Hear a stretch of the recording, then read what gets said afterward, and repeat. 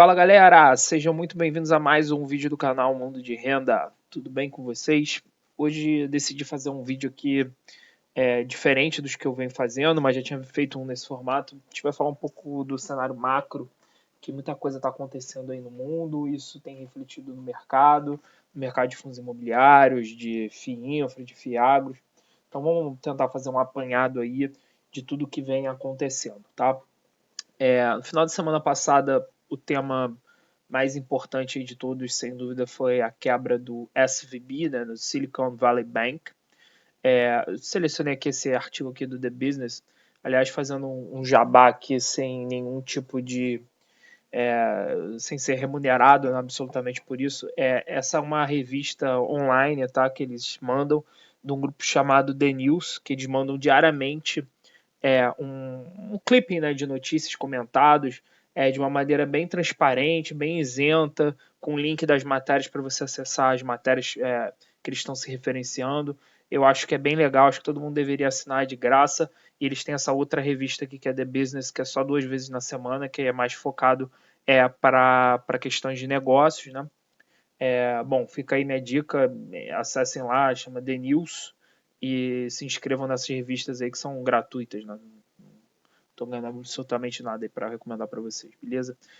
Eles fizeram uma apanhada aqui interessante sobre a questão para a gente entender, o primeiro ponto mais importante do cenário macro para a gente entender, que foi a quebra do SVB, do Silicon Valley Bank, que aconteceu aí nesse final de semana aí passado. Aliás, abrindo um parêntese, desculpa, tá soltando esse vídeo só quarta-feira, mas provavelmente a gente mude aqui o canal, os vídeos para quarta e sexta, tá? Eu ainda tô vendo isso aí, quando for oficial vou avisar para vocês, ok? Então, mas já deixo já avisado que o outro vídeo da semana, o segundo vídeo da semana, vai sair na sexta-feira, beleza? Aqui eles trazem primeiro um gráfico aqui só para a gente ter uma ideia, né? Do tamanho dessa quebra, né? É a segunda maior falência de banco nos Estados Unidos, tá? O Washington Mutual Bank faliu, ele tinha 307 bilhões aqui em ativos, e o SVB tinha 209 bilhões, tá? Mas e cadê a da crise aqui? Cadê Lehman Brothers e tudo mais? Lehman Brothers ele teve um bailout, né? Ele não chegou a falir. Ele foi vendido a R$ 1 ou algo que o valha, por isso que ele não está aqui nessa lista aqui. Mas foi a maior quebra que foi do Washington Mutual e agora do SVB. Era um banco já de 40 anos, é um banco nichado nos Estados Unidos, voltado para esse setor de startups. E eu vou tentar brevemente explicar aqui como é que ele quebrou, tá? Bom, imagina o seguinte, você é um banco que a maioria dos seus clientes são empresas e startups, ok? Então, cenário de pandemia, juros lá embaixo, liquidez, aquele frenesi com startup, tech, tudo, teve muita captação nesse mercado. Então, os clientes deles foram lá, captaram e depositaram o resultado dessa captação dentro do banco. O banco tinha muito dinheiro, muita liquidez e, bom, naquele momento tudo corria como o normal esperado, até melhor do que o esperado, né, com essa grande inflow de dinheiro.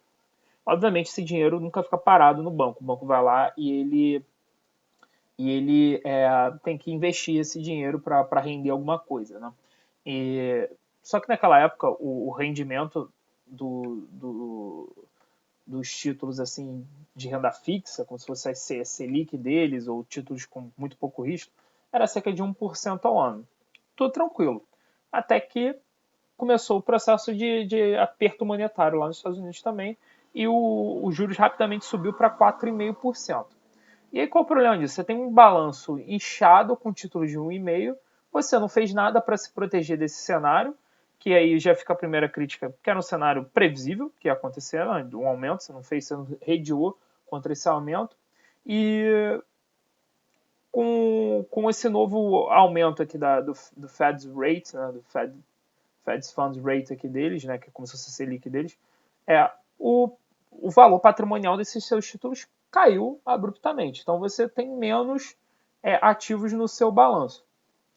E, para além disso, o cenário de startup secou completamente. Né? Ninguém mais quer investir em risco e tudo mais. e com o aumento da taxa de juros lá, a dívida, o valor da dívida sobe também. Então, o cash burn rate, que é o quanto que as startups consomem de caixa, acelerou. Então, cada vez mais tinha retiradas dessas startups para poder fazer jus às suas despesas financeiras e manter os negócios em pé.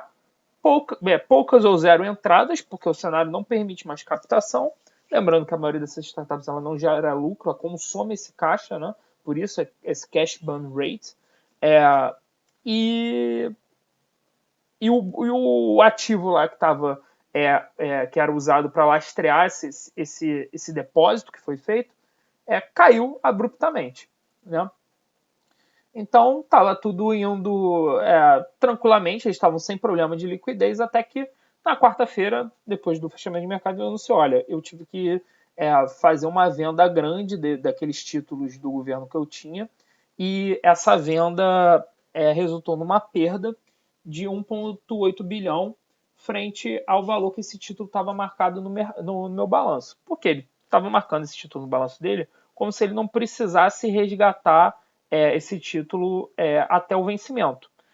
Só que ele precisou, e aí tem a marcação a mercado, né, como vocês sabem, da renda fixa, e essa marcação a mercado causou esse prejuízo de 1,8. Aí o problema é o seguinte, meus queridos, esse 1,8 bilhão aqui, esse prejuízo, já foi responsável por conseguir virar o PL dele, né, já foram para um PL negativo. Né? Então, quando isso aconteceu, as pessoas falaram, olha, tá cagado, a tesouraria do banco fez uma grande cagada de não ter se redeado desse cenário. O banco não tem o balanço forte o suficiente frente às demandas de liquidez que estão acontecendo. Vamos todo mundo correr para o banco para tirar os nossos depósitos de lá. E aí começa a crise de liquidez aí. Então, quinta e sexta-feira, olha o tamanho da tentativa de saques aqui, 42 bilhões de reais. Né? E quando ela vinha aqui sempre na casa de 10 aqui quando começou um cenário de muita tentativa de saque, né? Olha só o tamanho dessa barra aqui que foi a tentativa de retiradas aqui no dia 9, né, dia de março. Porque todo mundo viu essa situação, todos os analistas financeiros falaram, olha, startups que tem conta lá, retirem correndo o dinheiro de vocês lá, que corre o risco de o banco ficar inadimplente. E essa situação ficou insustentável, né? O Fed ele interviu no banco, né? Que é como se fosse a falência do banco, falou, tá todo mundo, a administração está fora, a gente vai administrar essa situação agora. Os papéis SVB listado em bolsa caíram abruptamente, né? O CEO ainda tentou fazer uma call com clientes aqui, só que o bonitão ainda vendeu pessoalmente 3,6 milhões de dólares da ação da empresa alguns dias antes desse prejuízo bilionário aqui com a venda das treasuries do balanço. Né? Então, começou a corrida bancária, né? Todo mundo querendo tirar o dinheiro de lá. O FDIC, que é como se fosse o FGC deles, interveio, assumiu o controle do banco, né? E ficou declarado aí a bancarrota do banco. Eles lá têm tipo um FGC também de 250 mil dólares, só que assim, para uma PJ isso é pouco, né? Para uma pessoa física, ok, mas para uma PJ isso é pouco. E lembrando que ele é nichado justamente em startups. E a conta é só a seguinte: 50% das startups tech dos Estados Unidos tinham dinheiro nesse banco. Então, o medo de quebrar fez elas tentarem tirar o dinheiro rapidamente. Algumas conseguiram, outras não conseguiram antes dessa intervenção do FDIC.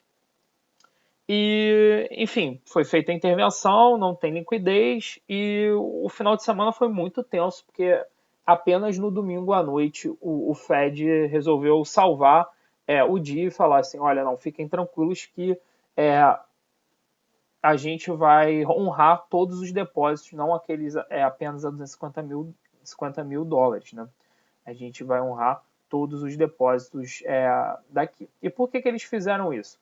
Porque apenas 3% dos depósitos seriam resguardados, né, por esse FDIC aqui, que é a espécie de FGC deles. Né? Os outros 97% iam virar pó. provavelmente isso aí é 97% do caixa de 50% das empresas startups tech dos Estados Unidos. Então ia destruir completamente o setor. E fora isso, o risco sistêmico, né? Quando um banco quebra, ele geralmente quebra outros bancos que têm correlação com ele, seja por exposição de ativos, ou os clientes são os mesmos, então eles vão ter que correr para tirar o dinheiro do outro banco também. E de fato isso aconteceu. Tem um outro banco aqui, esse banco Signature, que é um banco menor, também quebrou nessa saída. E aí eles falaram, não, a gente vai proteger a economia dos Estados Unidos, fortalecer o setor bancário, a gente vai intervir. E vai honrar todos os depósitos desse banco. Ainda não anunciaram muito bem como vão fazer isso, da onde vão tirar esse dinheiro, mas, bem, isso aí startou uma possível crise de crédito lá nos Estados Unidos, né? Tem gente que diz que isso está nichado, foi só esse banco, foi uma cagada dessa tesouraria e que a intervenção do Fed ela foi a tempo de conseguir isolar esse problema e não deixar ele se proliferar pela economia. Bom, mas a segunda maior quebra de banco dos Estados Unidos, isso é um fato, né? É um sinal de que eles lá estão num momento muito tenso na questão do crédito, de um possível credit crunch, né, de uma crise de crédito, que aqui no Brasil nós já estávamos vivendo. Né? Vamos lembrar aqui a questão das lojas americanas, depois que foi uma fraude, tudo bem. Então depois teve lojas de Marisa, teve Light, teve Livraria Cultura, tem Tok Stock. A gente já está vivendo esse momento de crise de crédito aqui no Brasil. Os bancos secaram completamente as linhas de crédito para as empresas estão com muita dificuldade de rolarem suas dívidas, se refinanciarem. Então, as empresas com balanços menos sólidos vão ficar pelo caminho com essa Selic mais alta. Né? Então, aqui no Brasil, a gente já estava começando a ter esse papo, junto com a pressão do governo para que a Selic caia na marra, né? E o mercado começou a embarcar nessa questão de que temos que reduzir a Selic por conta dessa crise de crédito, né? Que já está começando a fazer vítimas empresariais importantes e podem, de fato, essa Selic alta, junto com essa questão do crédito secando, podem destruir a economia aí, e impor uma recessão brutal no Brasil. Então começou-se a discutir essa questão de que o Banco Central, diante desse cenário de crédito, ele precisa também baixar os juros. Então o mercado que antes falava, não, vamos ver, a gente tem que olhar para a inflação, já está falando assim, olha, tem que salvar a economia. Então não dá mais, 13,75 não dá mais. Aqui a gente vive ainda aquele compasso de espera grande, relacionado ao novo arcabouço fiscal. Né?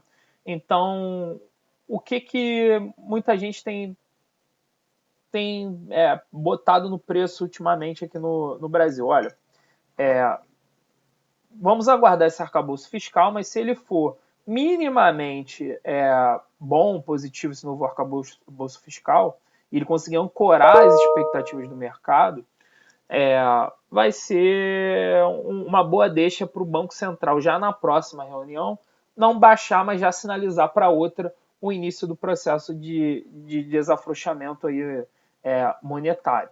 Tá? É isso que a maioria do mercado está apostando nesse momento aqui para o Brasil. E para Estados Unidos, idem. Né? Agora, com esse cenário de quebra de bancos, eles estão começando a falar, o Fed Fund Rate vai ter que baixar esses juros e para prevenir uma crise bancária aqui, como houve lá em 2008, enfim. E as apostas de mercado que antes eram de uma alta, mais uma alta de meio, agora já são de queda na próxima reunião. Para somar isso tudo, ainda, hoje a gente teve sinais de crise bancária lá na Europa também. Então, assim, é quase aquele filme que ganhou o Oscar aí, quem não viu, recomendo ver. É tudo em todo lugar ao mesmo tempo, né? Uma crise de crédito em todo mundo por conta desse cenário de juros altos no mundo inteiro, né? O Credit Suisse está numa situação complicadíssima. Um dos acionistas de referência lá, que é o Banco Saudita, se recusou a fazer um aumento de capital, dar uma ajuda lá para aliviar o balanço. O banco caiu hoje cerca de 30%. O banco, inclusive, foi a mercado para declarar que encontrou certas fraquezas materiais nos processos de relatórios financeiros de 2022 e 2021. Então, assim, não dá para confiar mais muito nos números dele. O balanço não pode estar pior do que é reportado. Então, isso gera uma incerteza muito grande. Nem preciso falar o tamanho do Credit Suisse lá para o ecossistema europeu, né? Para você ter uma ideia aqui, por exemplo, nessa matéria aqui diz que alguns bancos italianos, inclusive, tiveram circuit break hoje. Ó. Vários bancos na Itália também chegaram a ter os negócios suspensos por quedas acentuadas na ação hoje. Unicredit, Finicobank e Monte dei Paschi, né? Que são bancos lá da Itália. Então, essa crise de crédito está pegando o mundo inteiro. Ela pode ser o começo do fim, na minha opinião, ou o começo do começo. O que eu quero dizer com isso? Pode ser o começo de fim se as autoridades monetárias ao redor do mundo enxergarem esse momento como um momento propício para desacelerar e falar assim, olha, vamos conviver com uma inflação fora da meta, um pouco fora da meta, vou ser mais tolerante em relação a isso, porque eu não vou compactuar com um cenário de destruição total da economia, de recessão brutal, que é o que está aparecendo aí com essa crise de crédito. Em relação ao mundo, eu confesso para vocês que assim, totalmente achismo, né? Eu não sou macroeconomista nem tudo mais.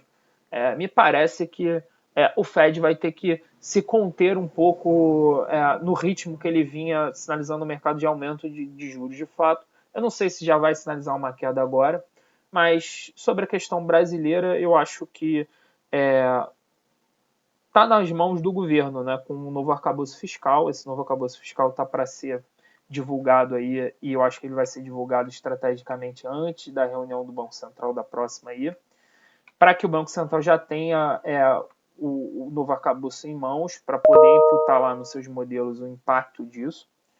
E esse novo arcabouço, na minha opinião, ele vai ser pior do que o teto de gastos, né?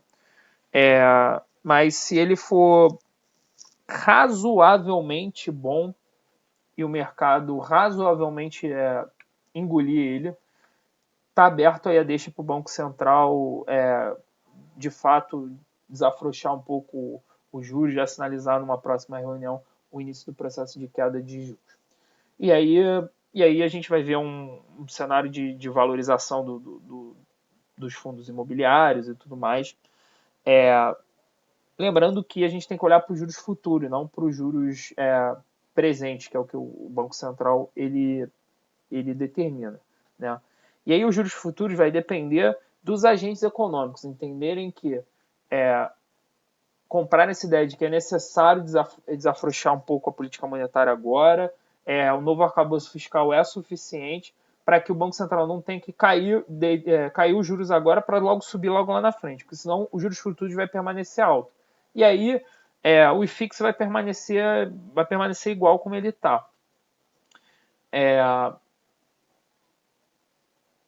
E assim, o que a gente tem visto hoje no IFIX? IFIX muito travado nisso, muito travado na questão tributária, porque logo vai sair a questão da reforma tributária. É possível que venha uma tentativa de taxação. Eu não acredito que passe no Congresso essa taxação dos FIIs, porque o presidente Bolsonaro tentou passar num Congresso menos liberal que esse e não conseguiu. Né? Então eu acho que tem tudo para não passar, mas eu acho que vai vir na proposta. Então tá todo mundo meio que em compasso de espera dessas situações. E com essa crise de crédito mundial startada, os fundos de papéis têm sofrido muito, porque a percepção em relação a crédito tem se deteriorado.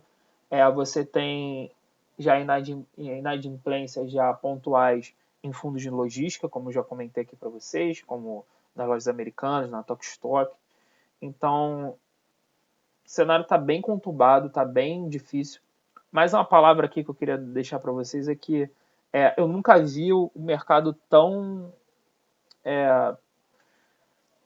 assim, cansado e sem ver a luz no fim do túnel, né? Tão depressivo, né? E isso costuma indicar o momento da virada, tá? Do ciclo.